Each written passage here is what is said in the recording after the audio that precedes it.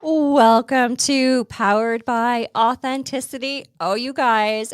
First of all, we're live. But secondly, and most importantly, we are joined tonight by an amazing guest who is making waves and making it known just how important diverse and inclusive teams are across not only STEM, but as a whole, when we work together and we are working as a team, the difference and impact that we can have across the globe and the world. And with that, Susan McGinty, welcome to the podcast. Thank you, Emily. So excited to chat with you today. And Thanks so much for having me. yeah, and thank you for starting our day, your day off with us. Yeah, I can't think of a better way to start the day. Awesome. Well, how would you like to tell us a little bit about yourself? Yeah, absolutely. I'm Susan. I have my own business that I've been building and running for the past 7 years or so, focused on leadership development in the security and STEM sectors. And I'm very specific about working there because that's where my career has been. So 25 years in the STEM and security industries. I started as a research chemist in drug design, and worked in that space for about 10 years. And then I moved into defense. So government role, took my scientific and technical skills into defense, and worked in defense and national security for another 15 years or so. But I'm also a mum, a wife. I live in Canberra, Australia. We're very lucky to live right next to the beautiful Guru Nature Reserve. And we start our day there every day, so blessed by that. And it's spring here, so we've had lots of our native trees flowering. All the roses are out. It's absolutely gorgeous. So I've got a couple of kids, beautiful kids who are now adults, and I have to say, being a parent of young adults is just incredible. It's All the fun without any responsibility. I just fill the fridge, and they're fine. They come and go. They've both got jobs. They're happy. They hang out with us, but I don't have to do that running around or responsible um, mum anymore. I mean, of course, I worry about them, but I try not to let them know that. Oh, I love that, and I can appreciate that. I've got producer Ken and then a 20-year-old daughter, so I can feel that age too, right? Like it's a different Yeah. feeling. Yeah, absolutely. It's a bit liberating as a parent because you suddenly you get a bit of your own agency and autonomy back. Yeah, absolutely, absolutely. You need to go do fun things that you didn't have for a while because you were busy going between sports events or music events or all of the things. Yeah, absolutely. And if we want to go away for the weekend, we just go and the kids look after the dog, and that's fantastic. I love that. Hint, hint, producer Yeah. Ken, I've got 2 dogs. Hint, hint. Well, thank you so much. You're entering spring. We're getting ready for our snow to start falling. So I Yeah, always love that. So amazing. Well, thanks again for being here. I can't wait to dig into your background in STEM, near and dear to my heart, kind of where I've spent my career as well. So it's amazing. And thank you for being here. And let's do a little icebreaker. What's a absolutely. what's a song on your playlist? Oh, so a song on my playlist. So I actually like to, this morning even, I worked out to Van Halen. I like to work out to Van Yes. Halen. And I like all Van Halen songs, but one of my favorites is Jump. So absolutely, that's when you're feeling like, oh, you got to motivate yourself. That's a great song to get motivated with in the mornings before you work out. Actually, that's a good idea to put on my running playlist. I love Yeah, that. Oh, that's yeah, perfect. yeah, yeah.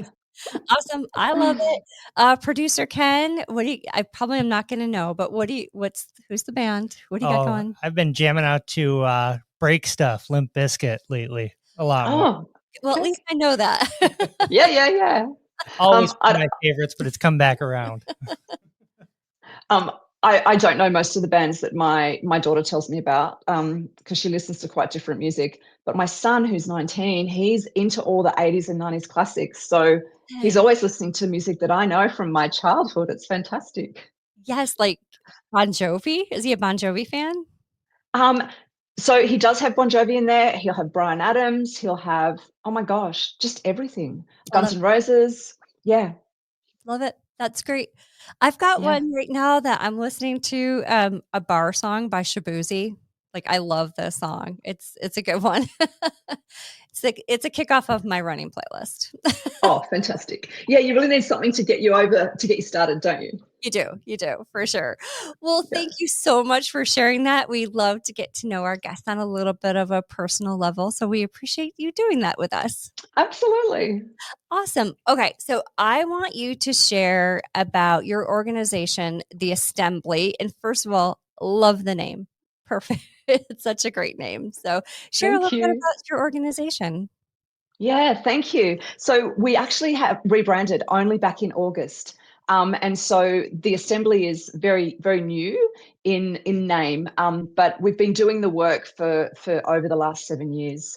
And the reason we rebranded, we previously spent previously we were called AL Leadership, and we really started out focused on female leadership development in the security and STEM sectors, because that was a gap that I experienced when I worked in those sectors.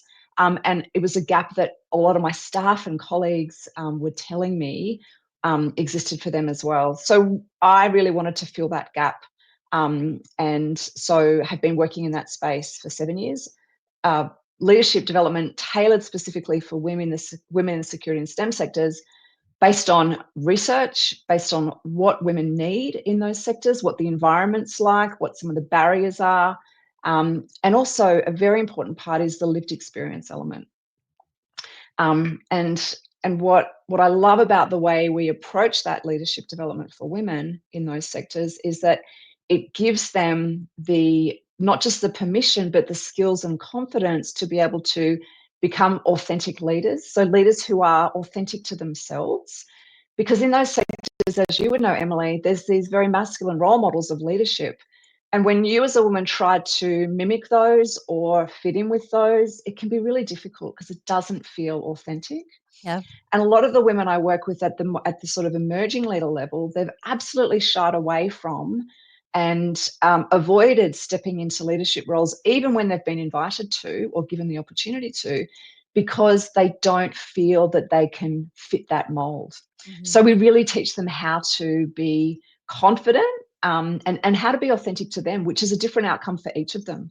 And that's just amazing, incredible. And the impact we're seeing in the industry is just amazing. We're seeing more women stepping into leadership roles, particularly here in Australia, where we do a lot of our work, but also in the global companies we work with. We're seeing more women step into leadership roles very confidently and having great leadership impact for their teams and for their organisations.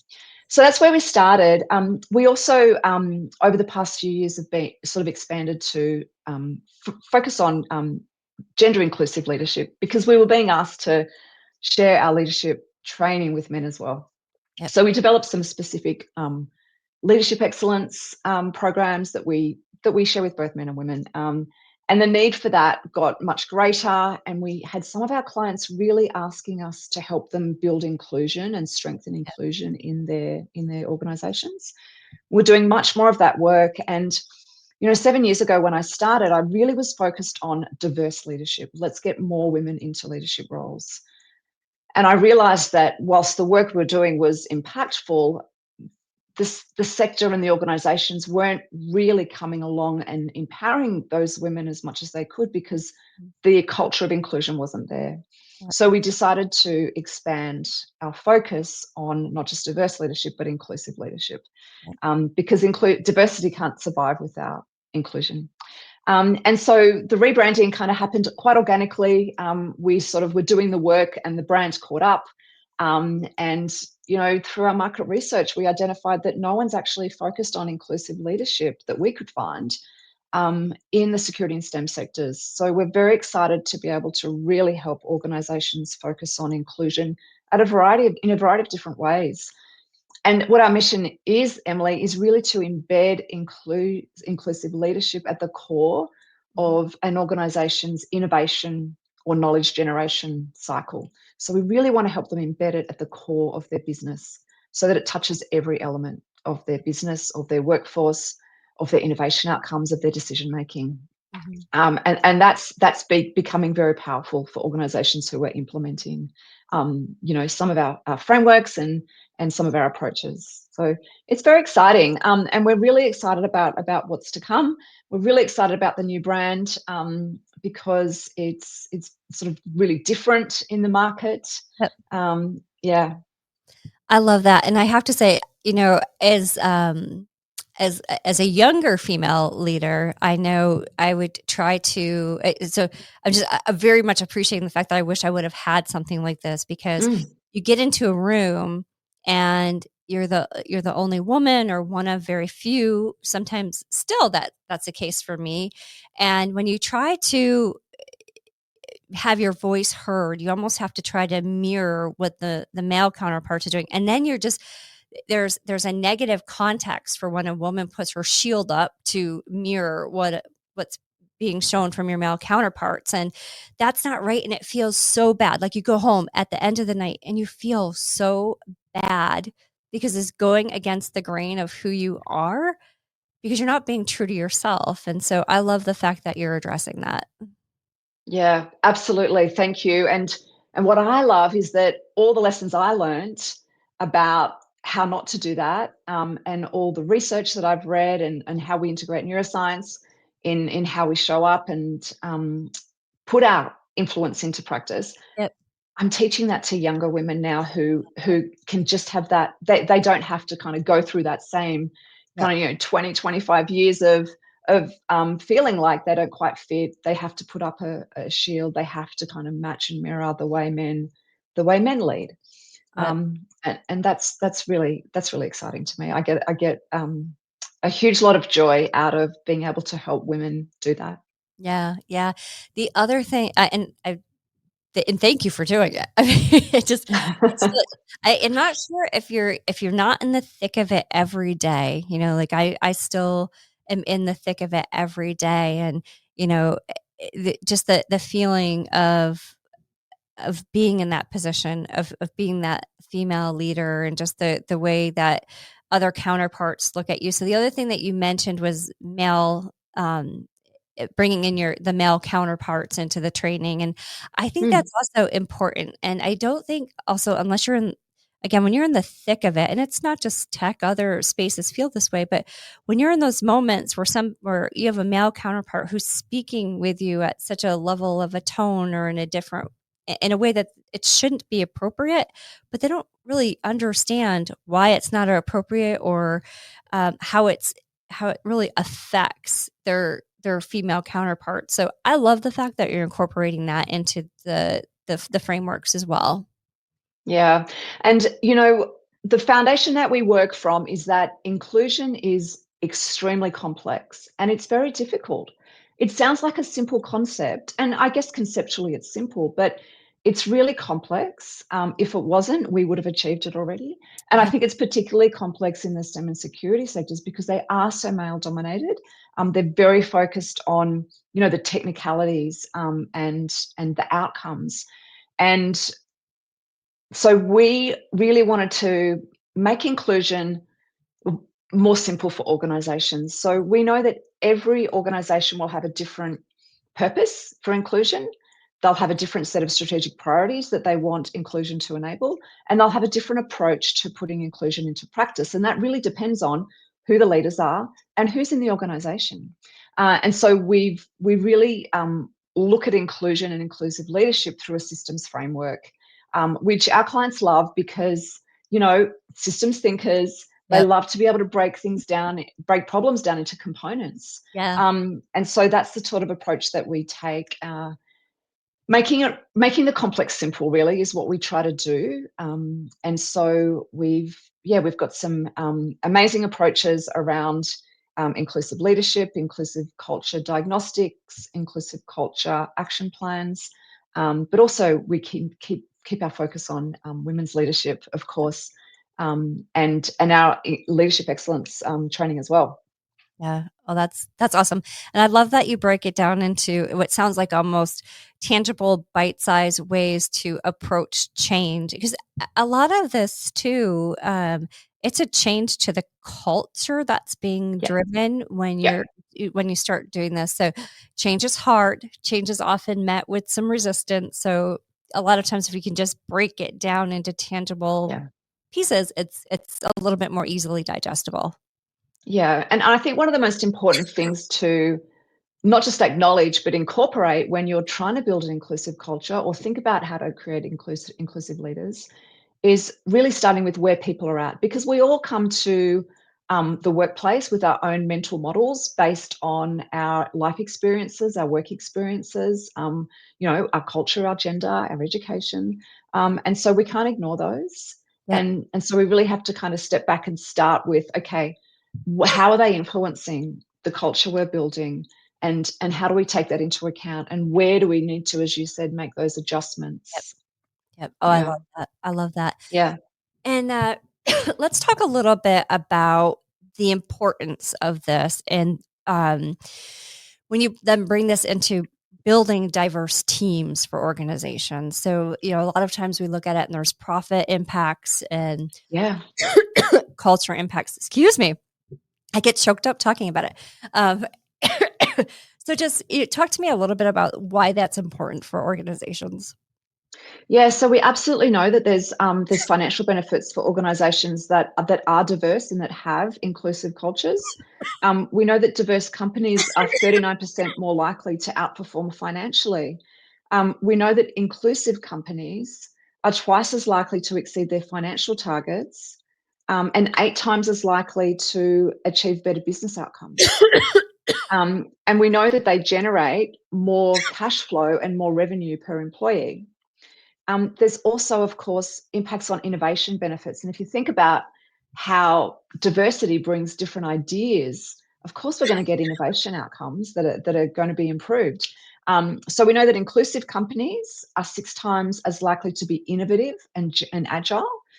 And inclusive companies also have up to 20% higher innovation rates and 19% higher innovation revenue. So there really are significant, data-based outcomes. We also know that there's talent pool benefits. So people want to work in inclusive companies. In fact, 80% of workers in a 2023 study indicated that they want to work for a company that values DEI. It's important to people. Yep. And particularly, we know that inclusive cultures have a 22% lower turnover rate. So it's good for retention as well. Yep.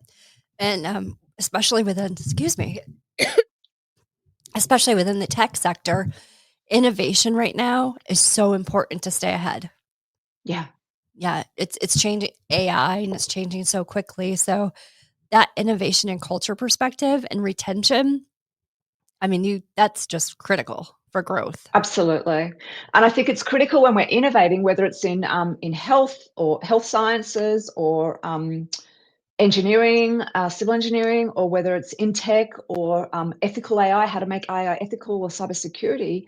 Yep. We have to have the diverse perspectives that represent our populations, or we're going to be designing, developing, and innovating things that really aren't fit for purpose or that have exclusion inadvertently embedded in them.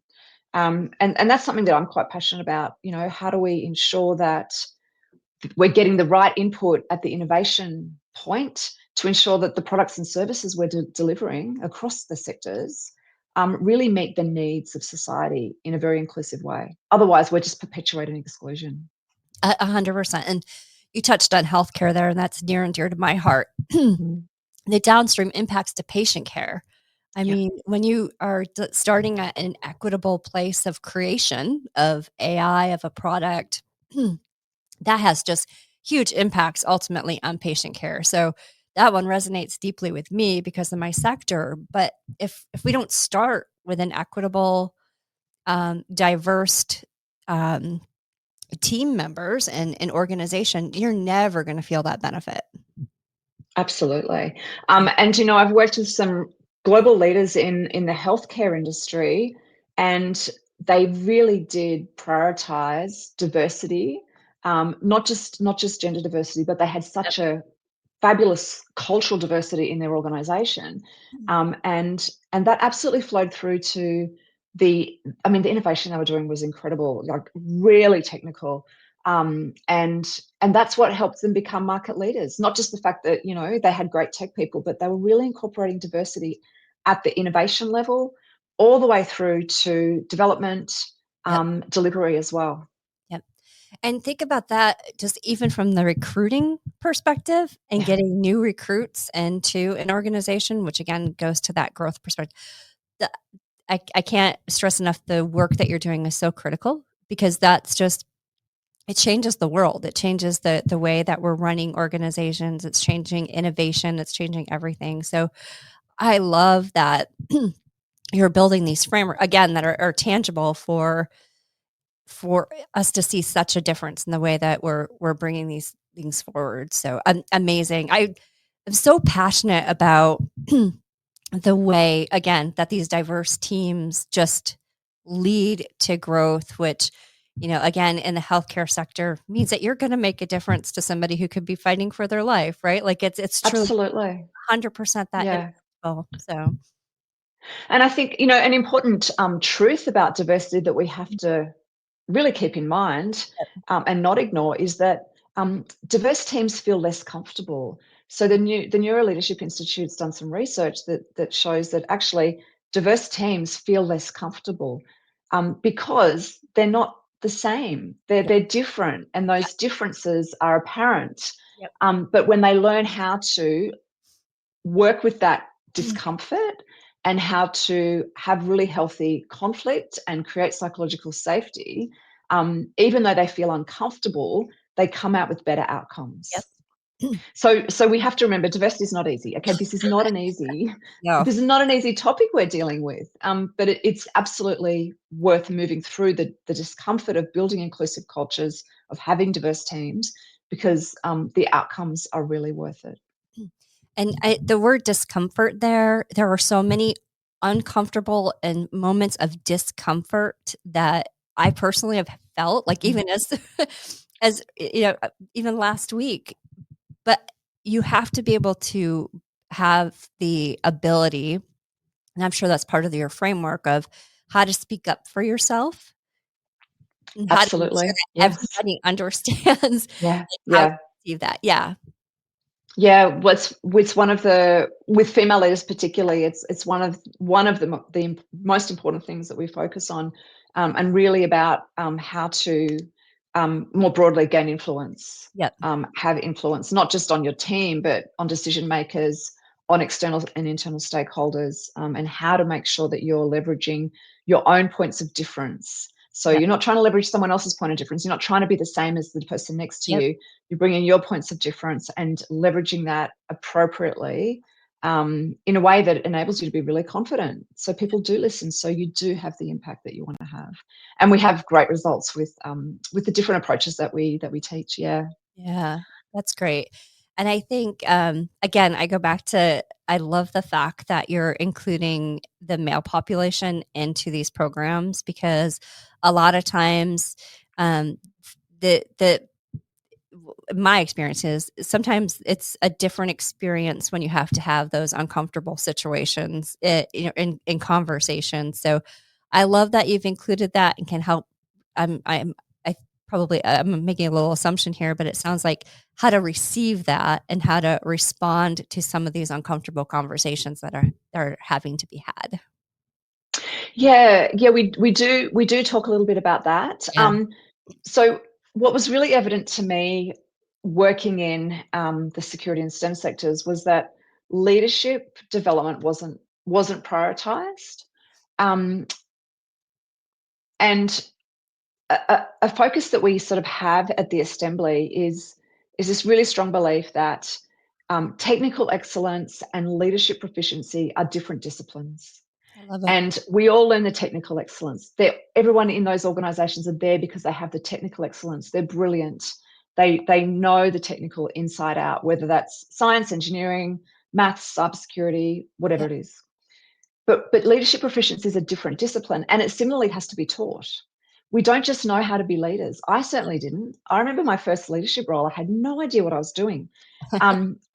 Because I didn't know what I was doing and I made mistakes, but I wanted to be a good leader. I became really fascinated with leadership. And that's really, what drove me into the work I do now. I just became so fascinated by leadership, and then coupling that with wanting to uplift women as well. But what I really, really strongly believe is that the leadership proficiency and the leadership skills that are a separate discipline are just as important as the technical skills. And so, gender regardless, we want to bring that leadership proficiency to organizations. And along with that, we want to help them be inclusive leaders. Yep. I love that. And I always say you can teach the tech, but it's not as easy to teach the human component to lead the tech to get implemented. Absolutely. I absolutely agree. And because we kind of might tend to ignore that human element, it's not usually taught at the sort of, early career stages. And so we really try to, get in and teach at all levels, all career levels. Yeah, that's great. How do you see the trajectory changing over the next few years? Knowing the challenges that we're facing right now, you're doing great work. How do we see the trajectory of this changing in the next few years? Yeah, I think we're in a complex time, in a whole range of ways, not least economically. And something that I have to remind myself all the time is that organizations are really focused on the urgent, not so much the important that's not urgent. And so the work we do, I believe, is very important to them, but it's not urgent. It's not the most urgent thing that they have to deal with. And so I think that at the moment there's a lot of focus on urgent, and I think there's still a lot of work to be done to help organizations realize that leadership, and particularly inclusion, is really important to the outcomes for their organization. To be able to retain staff, get the staff they need, have access to the skill sets they need to move forward. So I think, the next couple of years are still going to be challenging. I think we're going to certainly not be in a hiatus. We're certainly, I think, continuing to not gain too much momentum, but I think the next few years are going to be challenging. But I do think that there's going to be an upward trajectory coming. Particularly, we go through such cycles of economics as well, don't we? And so that always determines, well, how much money do I have to invest in things that aren't urgent? But I do really hope that I can help organizations see the value of investing in their leaders, because once they've got good leaders, a lot of those problems that become urgent will be dealt with before they become urgent. I was as you were talking, I was just thinking about that. It's not urgent until an issue arises and you do not have a leader who can help guide out of the situation. I think about when there's a culture issue. So when an employee is hired, it's not a good fit. I know I've worked for bad bosses before, really poor leaders. That becomes, it wipes out the workforce. That you do not have a motivated workforce, and then you're truly facing an urgent issue because you have a culture that isn't performing in the way that you need them to from an organizational and financial perspective. So, I completely agree with you. A lot of people don't think of this as urgent. I would love to challenge and say, make this urgent to help stave off the time where it becomes an escalation and you are feeling it from a financial or a cultural perspective that you can't get yourself out of. Yeah, absolutely. Look, I'd love to help them consider it as urgent too. You just got me thinking. One of the benefits of diverse teams is the impact on decision making, because women and men's brains think differently. So when we bring those different ways of thinking together, we actually get better decision outcomes. And there's research that shows that. And so just through having diverse teams and having, inclusive cultures where everyone's voice is able to be shared, Yep.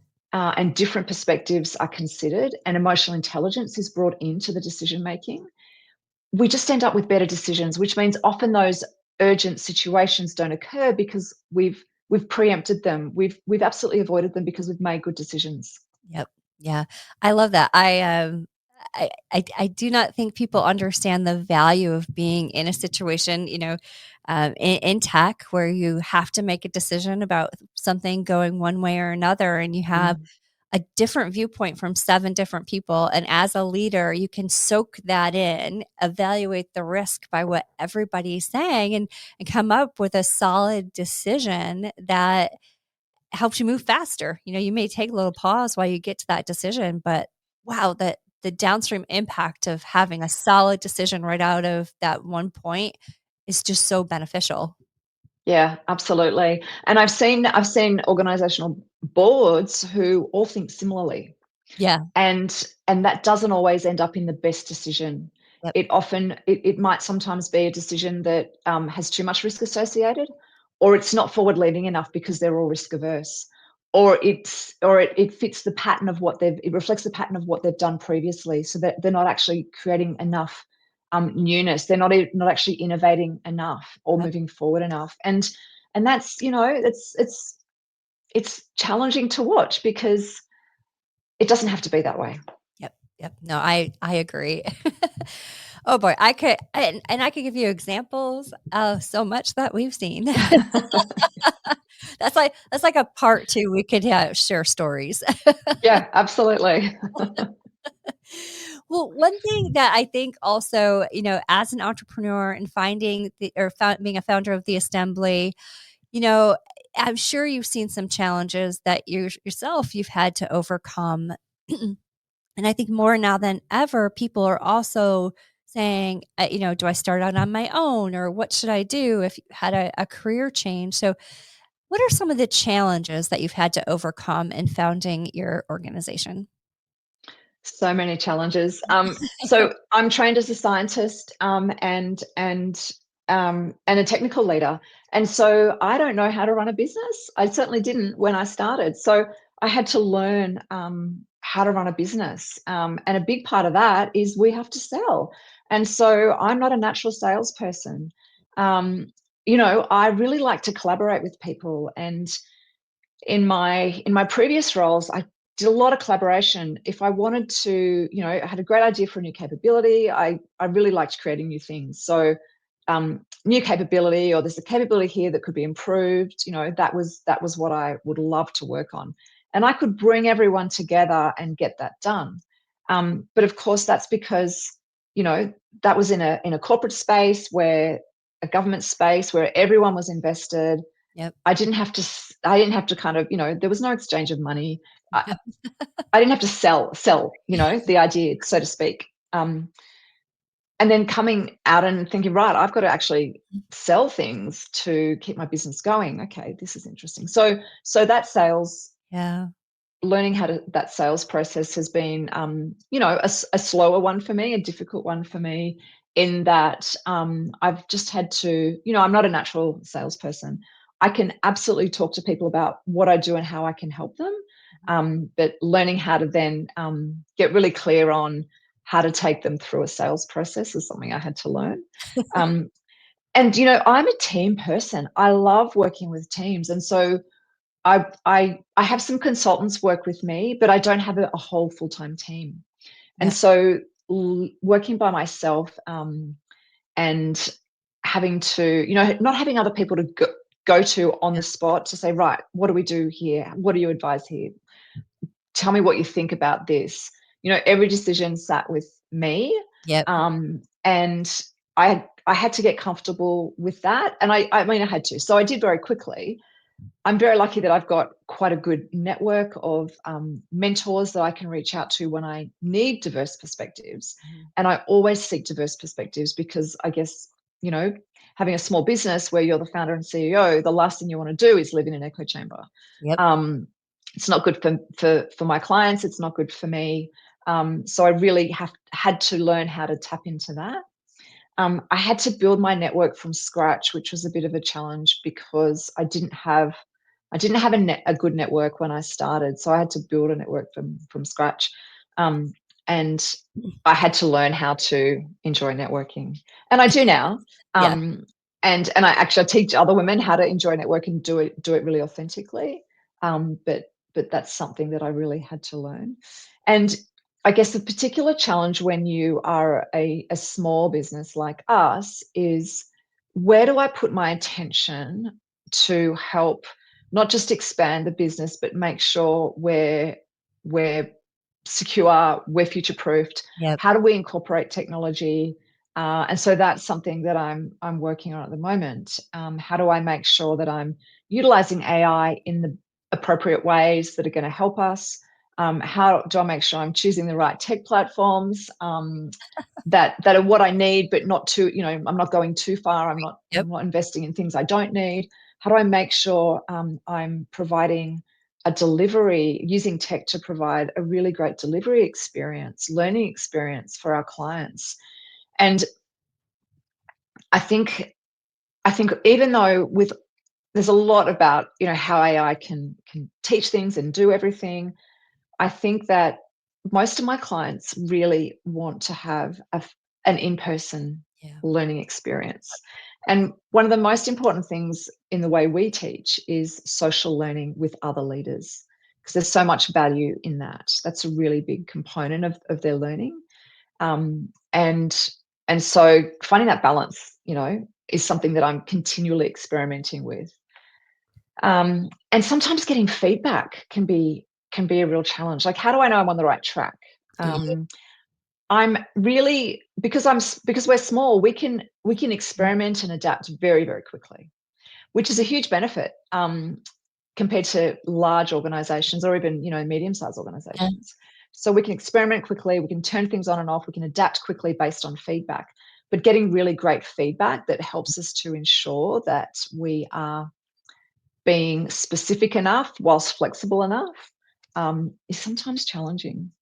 Yeah. Yeah. Yeah. Every single thing that you said, I can feel that and appreciate and empathize. It's so different being on your own. And, the sales cycle thing, I was always involved with sales from a consulting perspective, but it's different trying to do it on your own. It's different trying to be that hunter out there figuring out. So congratulations on the success that you're having getting through those challenges, though. I know how much truly time and sweat and tears go into making sure you're going in the right direction. Yeah. Look, we don't have tears because everything's a learning opportunity. Something I've really, really learnt to strengthen running my own business is my resilience. I love it. And so, my resilience in the past 7 years has just exponentially increased. So we don't do tears here, but we do say, okay, what happened here? What's the lesson? Let's quickly incorporate it and move on. So again, because we're small, we can incorporate our learnings very quickly. And I view everything as just a learning, right? There's no failure. There's no mistakes. Often I will find I didn't pay enough attention and therefore didn't, make the right decision in the moment. But that's a reminder to me, right? So yeah, we really take a growth perspective in how we do things. I love that. Yeah, I think it was last week on a call. Everyone was like, "Oh, sorry, this," and like, "Oh, I'm sorry with that." I was like, "We're not going to use the words 'I'm sorry' anymore on this call. We are going to hear what's happened and respond and course correct if need be." So I love that you keep it positive. I mean, we truly do usually learn something when something's gone sideways. Absolutely. I mean, yeah, absolutely. Yeah. I've got a whole list of lessons. What's been something positive that's kind of come about unexpectedly as being an entrepreneur and out on your own? So my resilience growth, absolutely. And as part of that, something I didn't expect, because you always hear, entrepreneurs and small business owners, they're burnt out, they work so hard, they're on this treadmill. Yeah. But that's not been my experience. So I actually have been very, intentional about how I set boundaries around how I work, when I work, how much I work, but to balance that, how much I invest in my physical, mental resilience. Mhm. So that's actually been something that surprised me. I just feel so authentic in a way in how I show up in life now, compared to even how I did 2-3 years ago. Because I was running my business part time for about 4 years, and I've been full time in it for about 3 years. So trying to do a full time corporate job whilst running a part time business, that was a lot of fun, and it was all sweat and all go go go. Yeah. But being able to be a bit more strategic, and only focus on focus on the business, has really allowed me to think more about who I am, who do I want to be in this part of my life, and who do I need to be the best person to serve my clients. And so what I didn't expect was that actually it really opened up this opportunity for me to learn more about myself, and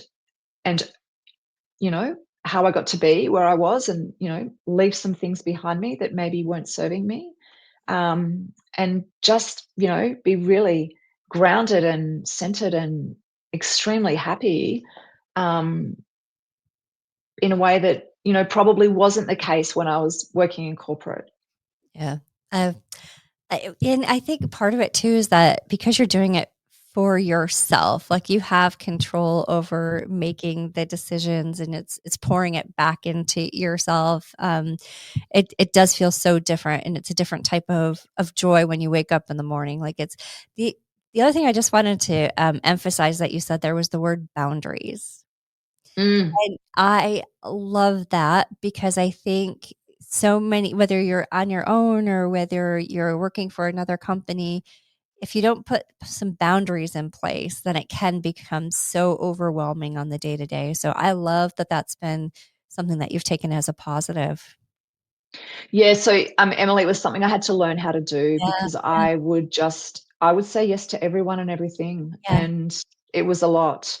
And so I had to teach myself how to put boundaries in place, but I took the opportunity to really reset, when I moved full time into the business, to really reset. Okay, what are the boundaries that I want to start living by now? And they're around my time, they're around my values and how I put my values into place, and where I won't allow values conflict to come into my yeah, life. They're around the people the activities I do, and the people that I spend time with. Yeah, so that's actually been a real learning for me, but it's been incredibly, um, empowering. yeah. No, I love that. It's a great lesson. It is tough to start to incorporate that, and it does take time, but to learn how to put those in place. But I think it's just so important. So I just wanted to emphasize that word because I heard you say it, and I was Yeah. like, yes, yes, boundaries.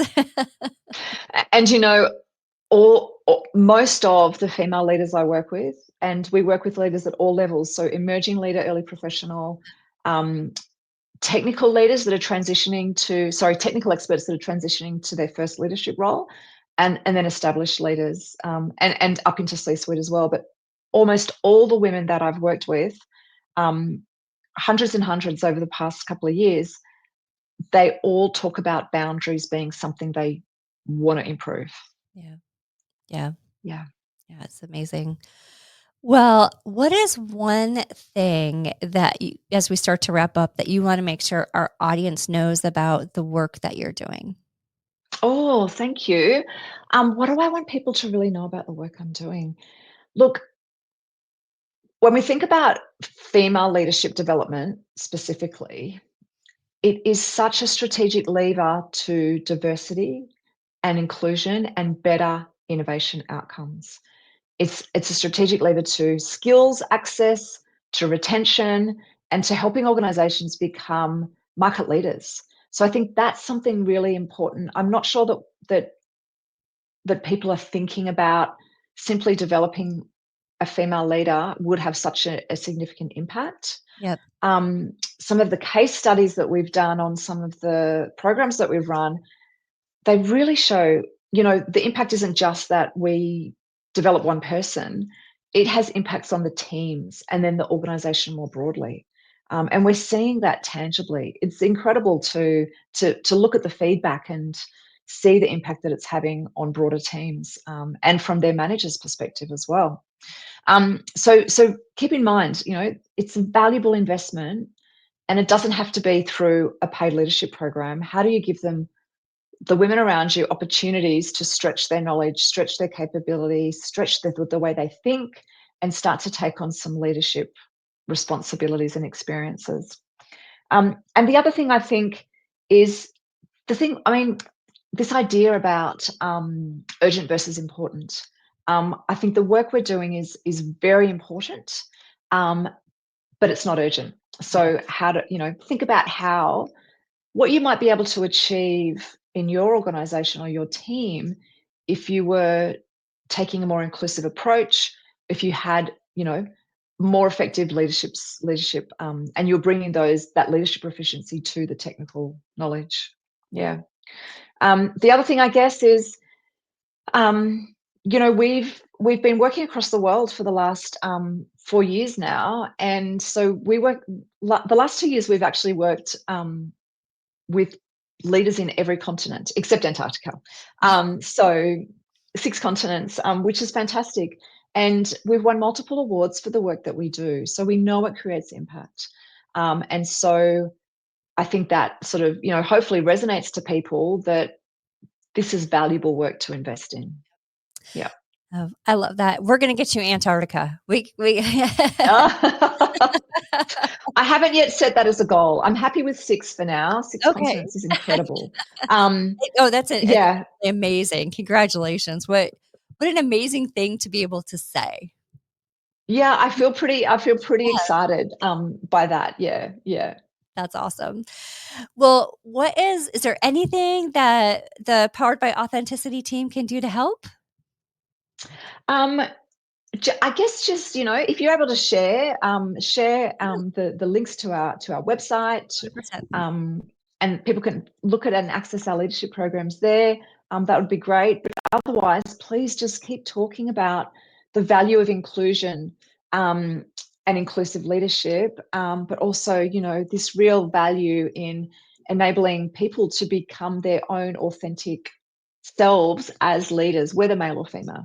Yeah. Awesome. Well, we're going to share all of the links. The other thing I want to make sure that we're sharing is the fact that you have a virtual launch tomorrow. We do. Yes. Okay. Tomorrow. Yes. Australian Eastern Daylight Time, because we've moved into our daylight savings summertime now. So it's 12 noon, sort of Sydney time, runs for an hour, and I can give you the link for that too, if you like, if anyone's interested in joining. Absolutely. Yeah, you know what? Do me a favor, share it to me in an email, and what I'll do is we'll go out. This is live streaming. We'll reshare the live and make sure that we include that link within that as well. And I will try to be there if I can. If not, is it being recorded? Are you doing any type of recording to go back and rewatch, or is it just kind of? So we can potentially record it. Yeah, we can absolutely record it and share the recording if anyone would like to access that. Of course, yeah. Congratulations. That's so exciting. Thank you. I'm so happy for you. The work is just so important. And again, being in the thick of it within STEM, this just such a conversation that resonates so close and dear to my heart. Yeah. I'm so glad. Thank you. And yeah, thanks for the opportunity to chat. It's been fantastic. Yeah, no, I could talk to you all day. I know. Really sorry about the coughing. Not sure. I got like a tickle in my throat, and all of a sudden I was like, "No, that's okay." And we probably off air have a lot of stories to share. Oh, I think we could just have like a full episode of sharing stories. I'm sure that we've both been in situations that we've had to try to maneuver through. And it's funny you mentioned, as part of being out on your own, when those situations come up, it used to be I would have an escalation path, and now I am the escalation path. And so having to sit back and, to your point, reevaluate, am I willing to accept this as a boundary of who I am and the business that I want to be known for? Yeah. Right. Or is it time to make a tough decision? And boy, those are some exhausting days. Those are tough things to manage through. So, it's I'm sure we could talk all day about that. Yeah, absolutely. Well, thank you so much, and thanks to your audience for being so interested in Ah, what I have to share. And I can just see Peter Giganak come up on the yeah, screen there. Peter, yay. I didn't know you were listening. Thank Oh, you. yeah, we've got a couple of people who popped in, so thank you. Yeah, And I just want to say, is he good? Peter's a friend of mine. He's amazing.